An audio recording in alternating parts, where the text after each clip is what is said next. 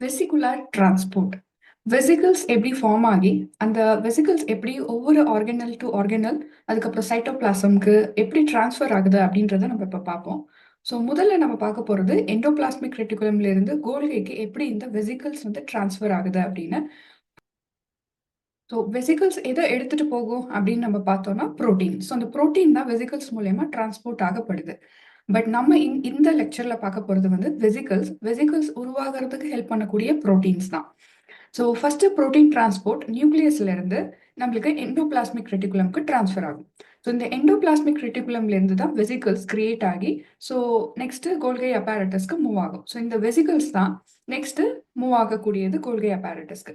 So இந்த move ஆகிறதுக்கு help பண்ணக்கூடிய ப்ரோட்டீன்ஸ் என்ன அப்படின்னு பார்த்தோம்னா கைனசின், மயோசின். இந்த ரெண்டுமே ஒரு மோட்டார் புரோட்டீன். இந்த புரோட்டீன் வந்து எடுத்துட்டு போய் இன்னொரு இடத்துக்கு டிரான்ஸ்ஃபர் பண்ணக்கூடியது. ஸோ இந்த எடுத்துட்டு போற பாதை, அதாவது எடுத்துட்டு போறதுக்கு ஹெல்ப் பண்ணக்கூடியது எதுனா சைட்டோஸ்கெலிட்டன். ஸோ சைட்டோஸ்கெலிட்டன் நீங்க எல்லாம் பார்த்துருப்பீங்க. ஸோ செல்குள்ள ஃபுல்லாவே இன்டர் கனெக்டடா நம்மளுக்கு வந்து எப்போ தேவையோ அப்போ வந்து இந்த சைட்டோஸ்கெலிட்டன் எங்க போகணுமோ அதுக்கு வளர்ந்து வரக்கூடியது அப்படின்னு. இப்போ இந்த சைட்டோஸ்கெலிட்டன் மூலியமா இந்த வெசிகல்ஸ் வந்து டிரான்ஸ்போர்ட் ஆகப்படுது. ஸோ எங்க டிரான்ஸ்போர்ட் ஆகப்படுது? கோல்கையோடைய சிஸ் ரீஜியனுக்கு, அதுக்கப்புறம் சிஸ்லேருந்து மீடியன்ல இருந்து டிரான்ஸ் ரீஜியனுக்கு வந்து டிரான்ஸ்ஃபர் ஆகப்படுது. அப்புறம் டிரான்ஸ் கோல்கையில இருந்து தான் அதர் ஆர்கனல்ஸ்க்கு பாஸ் ஆகப்படுது. For example lysosome, peroxisome, vacuole போல இருக்கக்கூடிய ஆர்கனல்ஸ்க்கு டிரான்ஸ்ஃபர் ஆகப்படுது. இப்போ இங்க பார்த்தோம்னா இந்த நியூக்ளியஸ்ல இருந்து புரோட்டீன் வந்து எண்டோபிளாஸ்மிக் ரெட்டிகுலம்க்கு டிரான்ஸ்ஃபர் ஆயிடுது. ஸோ இந்த டிரான்ஸ்ஃபர் ஆகிற புரோட்டீன் எப்படி ஒரு வெசிகல்ஸ் கிரியேட் ஆகப்பட்டு இந்த எண்டோபிளாஸ்மிக் ரெட்டிகுலம்ல இருந்து கோல்கையோடைய சிஸ் சைடுக்கு டிரான்ஸ்ஃபர் ஆகுது. ஸோ இந்த சிஸ் சைடுக்கு டிரான்ஸ்ஃபர் ஆகிற புரோட்டீன் ஸோ ஒவ்வொரு லேயரா இந்த கோல்கைக்குள்ளேயே டிரான்ஸ்ஃபர் ஆகி மீடியன், அதுக்கப்புறம் டிரான்ஸ்க்கு டிரான்ஸ்ஃபர் ஆகி அதுக்கப்புறம் திரும்ப வெசிகல் ஃபார்மேஷன் நடக்குது. ஸோ இந்த வெசிகல் ஃபார்மேஷன் அப்போ நம்மளுக்கு ஹெல்ப் பண்ணக்கூடியது ரிசெப்டர்ஸ் கண்டிப்பா இருக்கும். இந்த ரிசெப்டர்ஸ் எடுத்துட்டு போகப்பட்டு திரும்பவும் பெறப்படுறதுக்கு ஒரு வெசிகல்ஸ் ஃபார்ம் ஆகணும். ஸோ அந்த வெசிகல்ஸும் எப்படி வந்து ஃபார்ம் ஆகுது அப்படின்றத நம்ம இப்போ பார்ப்போம்.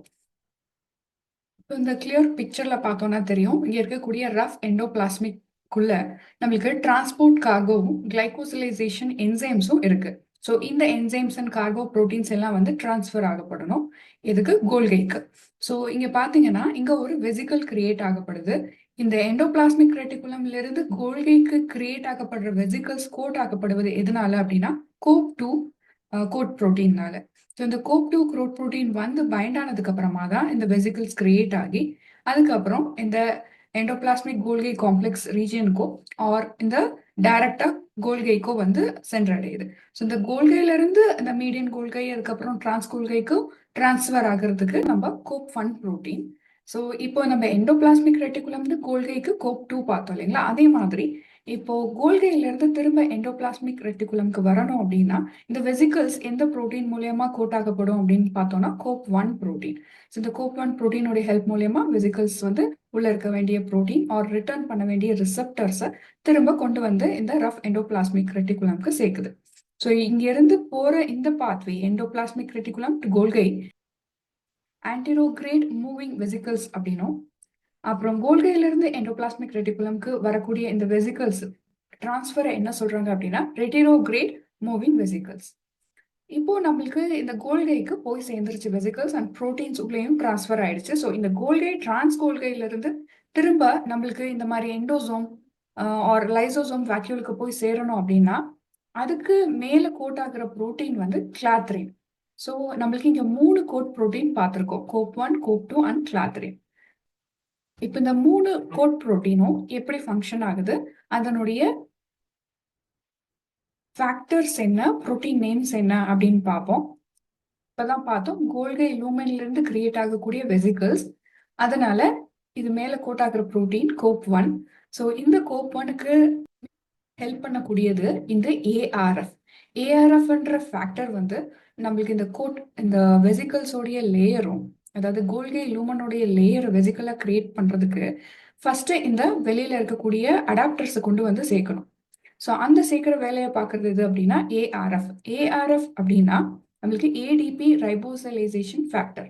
ஸோ கோப்1ல இந்த ஏடிபி ரைபோசலைசேஷன் ஃபேக்டர் இருக்கு. அதே மாதிரி தான் இந்த கிளாத்ரின்லயும் இந்த ஏஆர்எஃப் பார்க்க முடியும்.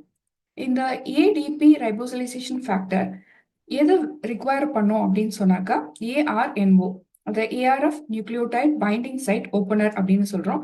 இது வந்து இந்த ஜிடிபி எக்ஸ்சேஞ்ச் ஃபெசிலிட்டேட் பண்ணக்கூடிய இந்த ஆர்னோ ஃபேக்டர். இந்த ஏடிபி ஏஆர்எஃப்பும் இந்த ஆர்னோவும் இந்த ரெண்டு கோப் 1லும் கோப் 3லையும் பார்க்க முடியும். பட் கோப் 2ல பார்த்தோம் அப்படின்னா இந்த ஏஆர்எஃப் மாதிரி இருக்கக்கூடியது இங்க வந்து SAR1 GTPase புரோட்டீன். ஸோ இதுவும் வந்து இதே மாதிரி இந்த அடாப்டரை கொண்டு வந்து இங்க பைண்ட் பண்ணக்கூடிய வேலையை தான் பார்க்கும். பட் நேம் வந்து நம்மளுக்கு சேஞ்ச் ஆகும். ஸோ இந்த SAR1 GTP இந்த கொண்டு வரக்கூடிய இந்த அடாப்டர் எது அப்படின்னு பார்த்தோம்னா SEC23 ஆர் 24 ஆர் அதுக்கப்புறம் மேல பைண்ட் ஆகக்கூடிய இருக்க கோட் புரோட்டீன் எது அப்படின்னு பார்த்தோம்னா SEC1331. இந்த ஏஆர்எஃப் கொண்டு வந்து பைண்ட் பண்ணக்கூடிய இந்த அடாப்டர் எது அப்படின்னு பார்த்தோம்னா எஃப் காம்ப்ளெக்ஸ். இந்த எஃப் காம்ப்ளெக்ஸ்ல beta, gamma, delta and zeta COP இருக்கு. ஸோ இந்த புரோட்டீன் எல்லாம் இந்த காம்ப்ளெக்ஸ்ல இருக்கு. அதுக்கு மேல வரக்கூடிய இந்த கோட்ல வந்து பி காம்ப்ளெக்ஸ் அப்படின்றோம். அதுல ஆல்ஃபா அண்ட் எப்சிலான் காப் இருக்கு. இது எல்லாத்துலயும் காமனா இந்த கார்கோ ரிசெப்டர் புரோட்டீன் ரிசெப்டரும் இந்த புரோட்டீனும் உள்ள வந்து ரிசெப்டரோட பார்க்க முடியும். ஸோ ஒன்ஸ் இந்த ரிசெப்டர் வந்து பைண்ட் ஆனதுக்கு அப்புறம் சிக்னல் கிடைச்சோன்னா வரது தான் இந்த கோட் புரோட்டீன்ஸ். அப்புறம் இப்போ எண்டோசோம்ல கிரியேட் ஆகக்கூடிய, அதாவது கோல்கை லூமன்ல இருந்து வெளியில எண்டோசோம்க்கோ இல்ல வேற ஆர்கனல்ஸுக்கு கிரியேட் ஆகப்படுற வெசிகல்ஸை கோட் பண்றது வந்து கிளாத்ரின் அப்படின்னு நம்ம பார்த்தோம். இந்த கிளாத்ரின் ஒரு ஸ்பெஷல் ஸ்ட்ரக்சர் கொண்ட புரோட்டீன். இது ஒரு 3 லெக் கொண்ட ஒரு புரோட்டீன். ஸோ அந்த 3 லெக்குமே ஹெவி செயின் அப்படின்றோம். இந்த ஹெவி செயினை சார்ந்து இருக்கக்கூடியது லைட் செயின். இந்த ஹெவி செயின் 3 வந்து ஜாயின் ஆகக்கூடியது சி டெர்மினஸ்ல வந்து.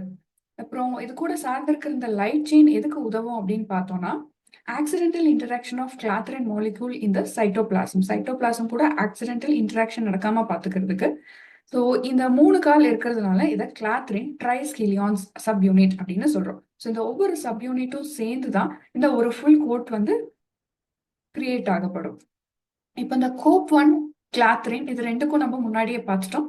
ARF1ம் ஆர்னோவும் வந்து காமனா இருக்கும் அப்படின்ட்டு.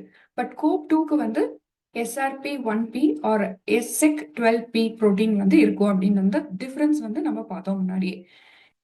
கிளாத்ரின் கோட் பண்ணக்கூடிய இந்த வெசிக்கல் வந்து AP2 காம்ப்ளெக்ஸால ஆகப்பட்டது. இப்போ கோல்கி டிரைவ்டு வெசிக்கல்ஸா இருந்தா அதை AP1 காம்ப்ளெக்ஸ்னாலையும், இப்போ எண்டோசைட்டாட்டிக் வெசிக்கல்ஸா மாறும்போது அது AP2 காம்ப்ளெக்ஸ்னாலையும் உருவாக்கப்படும்.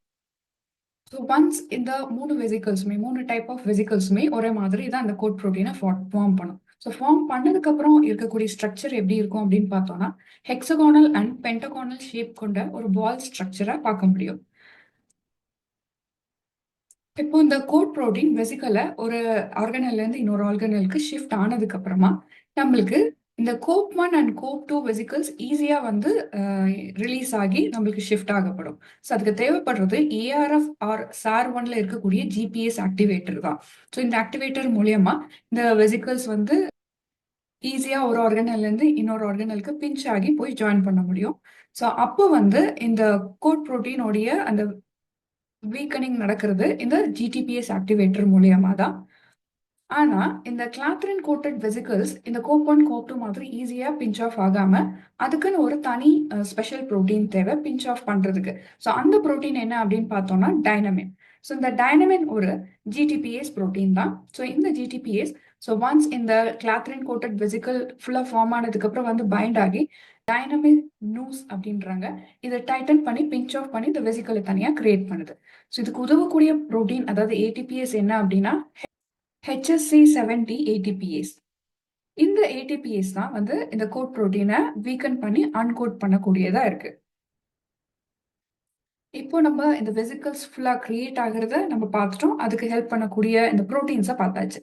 இப்போ இந்த ஒன்ஸ் இந்த புரோட்டீன் இன்னொரு ஆர்கனலுக்கு போய் பைண்ட் ஆகணும் இல்லைங்களா, அதை தான் டாக்கிங் மெக்கானிசம் அப்படின்னு சொல்றோம். ஒரு வெசிக்கல்ஸ் போய் பைண்ட் ஆகிறதுக்கும் சில புரோட்டீன் வந்து உதவி தேவைப்படும். ஸோ இப்போ ஒரு ஆர்கனல்ல இருந்து இன்னொரு ஆர்கனல் போய் சேரும்போது மெயினா உதவக்கூடிய புரோட்டீன் எது அப்படின்னு பார்த்தோம்னா ராப் ஜிடிபி. இந்த ஜிடிபிஎஸ் புரோட்டீன் தான் அது T3 புரோட்டீனோட உடைய ஒரு சப் யூனிட். இது கரெக்டான மேட்சிங் வெசிக்கலை ஐடென்டிஃபை பண்ணி பைண்ட் ஆகக்கூடியது. ஸோ இது கரெக்டான வெசிக்கல் பைண்ட் ஆனதுக்கு அப்புறமா மெயினா இன்னும் செக் பண்ண வேண்டியது வந்து ஸ்னார் புரோட்டீன். இந்த ஸ்னார் புரோட்டீன் கரெக்டான டி ஸ்னாரை கண்டுபிடிச்சா மட்டும்தான் அடுத்த ஸ்டெப் ஆரம்பிக்கும். அதாவது பைண்டிங் ப்ராசஸ் ஆரம்பிக்கும். ஸோ இந்த ஒன்ஸ் இந்த வெசிக்கல் கரெக்டான மேட்சான இந்த மெம்பரன் டார்கெட் மெம்பரனை போய் சேர்ந்ததுக்கு அப்புறமா இந்த ஸ்னார் புரோட்டீன்ஸ் இங்க பாத்தீங்கன்னா டி ஸ்னார்ல 3 சப் யூனிட்டும் வி ஸ்னார்ல ஒரு சப் யூனிட்டும் இருக்கு. ஸோ இதெல்லாம் சேர்ந்து 4 ஸ்ட்ராண்ட்ஸ் இருக்கக்கூடிய இந்த சப் யூனிட் வந்து டபுள் ஜெரான்லைன் லிப்பிட் டெய்ல் அப்படின்னு சொல்லப்படுது. ட்விஸ்டிங் காம்ப்ளெக்ஸ்னால இந்த வெசிகல்ஸ் உள்ள இந்த டார்கெட் மெம்பரனுக்குள்ள வந்து இழுக்கப்படுது. ஸோ ஒன்ஸ் இந்த டார்கெட் மெம்பரனை வந்து சேர்ந்ததுக்கு அப்புறமா இந்த வெசிகல்ஸ் வந்து இந்த டார்கெட் மெம்பரனோட பைண்ட் ஆகி உள்ள இருக்க புரோட்டீன் இந்த மெம்பரனுக்கு அதாவது டார்கெட் ஆர்கனலுக்கு டிரான்ஸ்ஃபர் ஆகப்படுது. இப்போ இந்த ஃபியூஷன் ஆஃப் வெசிக்கலை தான் நம்ம வந்து பார்த்தோம். இப்போ இது மேட்ச் இருந்தால் மட்டும்தான் நடக்கும் அப்படின்னு. இதுக்கு மெயினா வந்து கால்சியம் அயான் ரொம்ப தேவைப்படுறதா இருக்கு. இப்போ இந்த வெசிக்கலோடைய இந்த டி ஸ்னார் புரோட்டீன்ல ஏதோ ஒரு மியூட்டேஷன் இருக்கு அப்படின்னாக்கா என்ன பாதிப்புகள் ஏற்படும் அப்படின்னு பார்க்கலாம். இப்போ கிளாஸ்ட்ரீடியம் அப்படின்ற பாக்டீரியால இருந்து ரிலீஸ் பண்ணக்கூடிய டாக்ஸின் அது என்ன பண்ணும்னா இந்த ஸ்னார் புரோட்டீனுடைய சினாப்டோபிரவின் அப்படின்ற சப்யூனிட்டை கிளீவ் பண்றது மூலியமா இத சப்யூனிட்டை வந்து ஒர்க் ஆகாம செய்யப்படுது. ஸோ அதனால இந்த வெசிக்கல் டிரான்ஸ்ஃபார்மேஷன் அதுக்கப்புறம் புரோட்டீன் டிரான்ஸ்ஃபார்மேஷன் நடக்காததுனால டிஃபெக்ட்ஸ் ஏற்படுது அப்படின்னு பார்த்தோம்னா இந்த கிளாஸ்ட்ரீடியம் டெட்டானஸ்னால நியூரோ டிரான்ஸ்மிட்டர்ஸோட இன்ஹிபிஷன் நடக்குது. அதே இப்போ கிளாஸ்ட்ரீடியம் பாட்டிலிசம்னால வரக்கூடிய டிஃபெக்ட் என்ன அப்படின்னு பார்த்தோம்னா எக்ஸைட்டேட்டரி நியூரோ டிரான்ஸ்மிட்டர்ஸோடைய ரிலீஸ் வந்து தடுக்கப்படுது. இந்த வெசிகல்ஸ் ஒவ்வொரு ஆர்கன்ல இருந்து எப்படி கிரியேட் ஆகுது எப்படி போய் சேருது அப்படின்ற விளக்கம் உங்களுக்கு கண்டிப்பா யூஸ்ஃபுல்லா இருக்கும்னு நினைக்கிறேன். Thank you. Subscribe, like, comment, and share the knowledge of life science.